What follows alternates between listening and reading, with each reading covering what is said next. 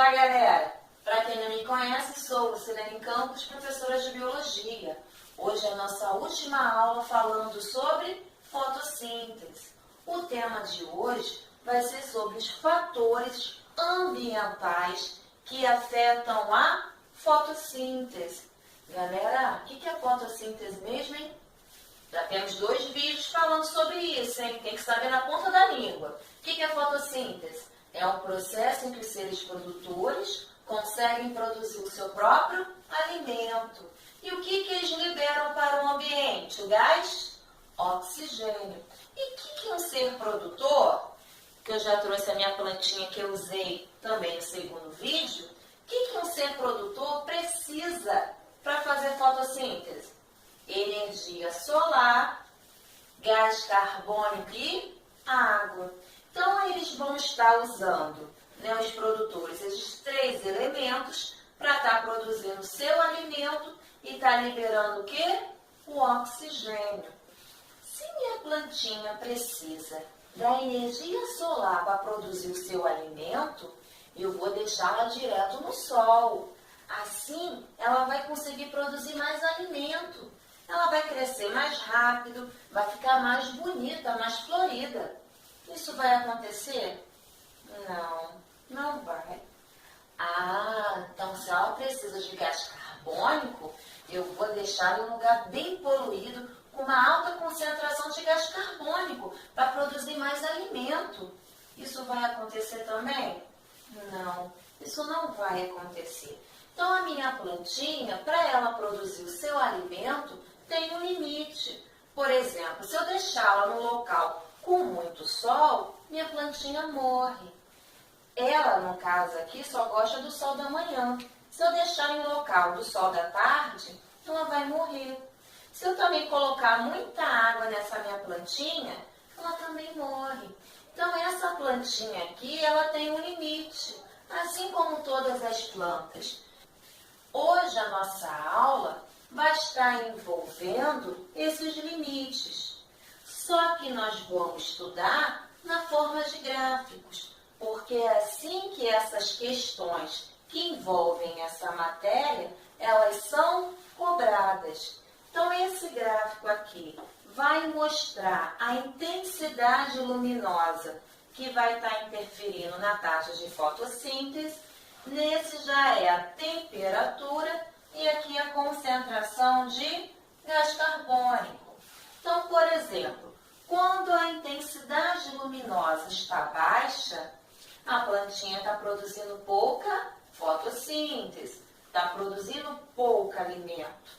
À medida que a intensidade luminosa vai aumentando, a taxa de fotossíntese também vai o quê? Aumentando. Mas até aqui. Depois disso, a intensidade luminosa aumenta, mas a taxa de fotossíntese permanece constante. Então, nesse momento aqui, eu falo que aconteceu um ponto de saturação luminosa. O que isso quer dizer?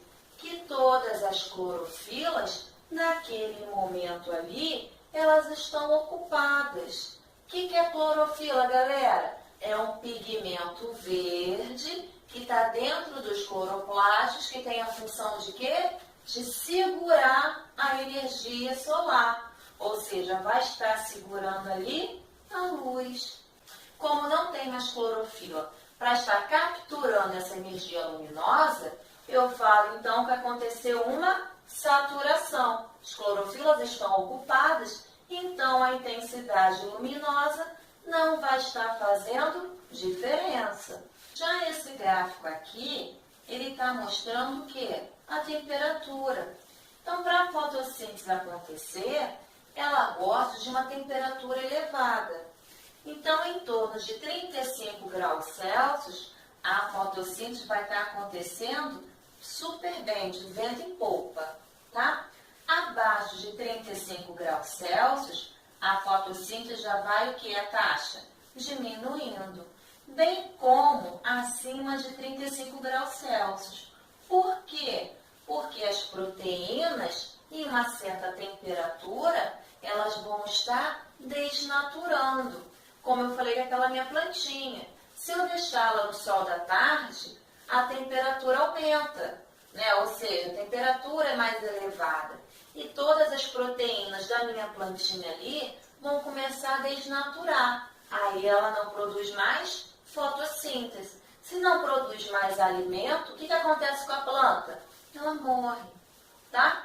Então, a fotossíntese tem um ponto ideal de 35 graus Celsius. Mas depois disso, ó, a taxa de fotossíntese vai cair, tá?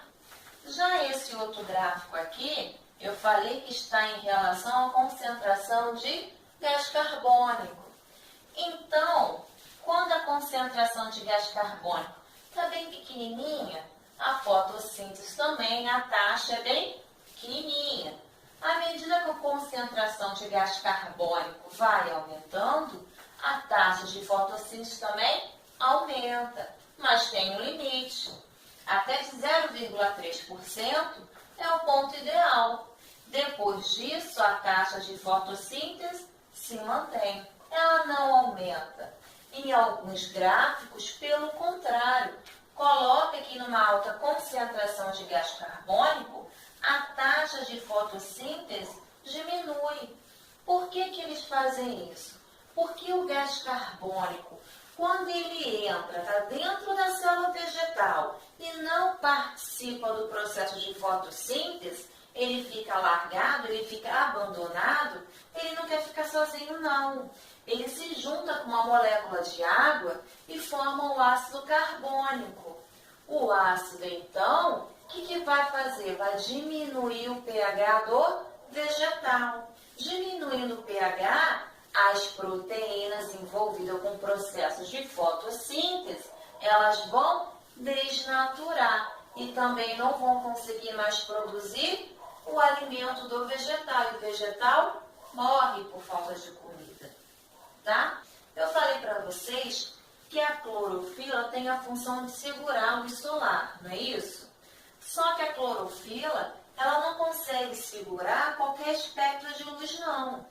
Por exemplo, ela gosta muito do vermelho, do azul, violeta, laranja. O verde, a clorofila, ela não absorve. O que a clorofila faz? Ela reflete, tá? E os outros pigmentos também têm uma preferência de espectro de luz, tá? Agora a gente vai estar falando sobre pontos de compensação fótico. Então eu vou apagar aqui o quadro para a gente entrar na nossa próxima matéria. Então, pontos de compensação fótico nada mais é da relação da fotossíntese com a respiração. Nisso, de acordo com a intensidade luminosa. Quando a luminosidade está baixa, que isso acontece ao amanhecer, a taxa da fotossíntese se iguala com a respiração. Então, nesse momento aqui, ó, está acontecendo o ponto de compensação fótico. O que isso quer dizer? O oxigênio liberado pela fotossíntese está sendo consumido pela respiração da planta. E o gás carbônico da respiração está sendo consumido na fotossíntese. Quando a intensidade luminosa aumenta, a taxa de fotossíntese também vai aumentar. Já a respiração permanece constante. Uma coisa importante que eu quero falar com vocês. Os vegetais, eles são seres vivos. Se eles são seres vivos, eles respiram. Então, os vegetais, eles respiram o tempo todo. De manhã, à tarde, madrugada, como qualquer outro ser vivo. Já a fotossíntese, para estar acontecendo, o vegetal vai precisar da luz. Beleza, galera? Tudo bem? E uma outra coisa eu quero falar com vocês. O cloroplasto é uma organela presente apenas nos vegetais. Nós, animais, temos cloroplasto? Não, apenas os vegetais. E essa organela que vai estar envolvida com esse processo de fotossíntese. Eu quero resolver um exercício com vocês, não é do Enem, mas vale a pena resolver. Vamos praticar um pouquinho? Vamos lá. Essa questão caiu na Universidade Federal de Alagoas. O gráfico adiante mostra as taxas da fotossíntese e da respiração em diferentes intensidades luminosas. Após a análise do gráfico, fizeram as seguintes afirmações. Então, esse gráfico tem um eixo que mostra as taxas, tanto da fotossíntese quanto da respiração, e o outro eixo está mostrando a intensidade luminosa. Primeira afirmativa. Em intensidades luminosas menores do que X, a planta consome mais do que produz. Segunda afirmativa. Em intensidades luminosas maiores do que X, a planta tem condições de armazenar substâncias de reserva. Terceira afirmativa. Em qualquer intensidade luminosa, a taxa da fotossíntese é maior do que da respiração. Apenas é correto o que se afirma em... Dá um pause para responder, hein? E a resposta certa é letra D. Primeira e segunda afirmativas estão corretas. Então, na intensidade menor que X, a planta está consumindo mais do que está produzindo, porque a fotossíntese, a taxa está o quê? Bem fraquinha, pouquinha.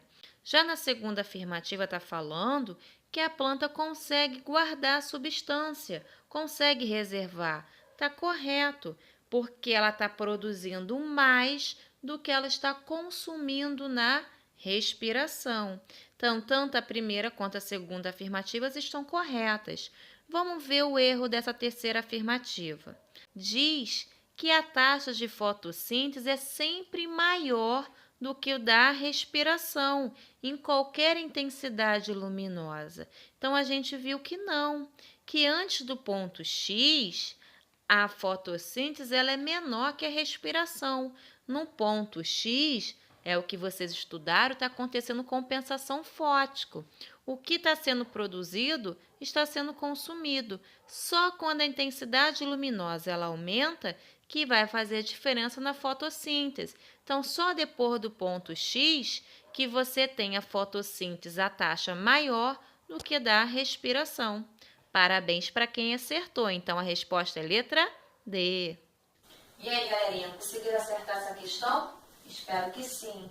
Caso tenha gostado da aula de hoje, não esquece de dar um like não e de se inscrever no meu canal, Prof. Lu, porque toda semana estarei postando vídeos novos, tá? Ah, e meu e-mail, caso tenha alguma dúvida e queira escrever, é proflubiologia@outlook.com, tá? Ó, beijinhos da Prof. Lu, até a próxima, tchau, tchau.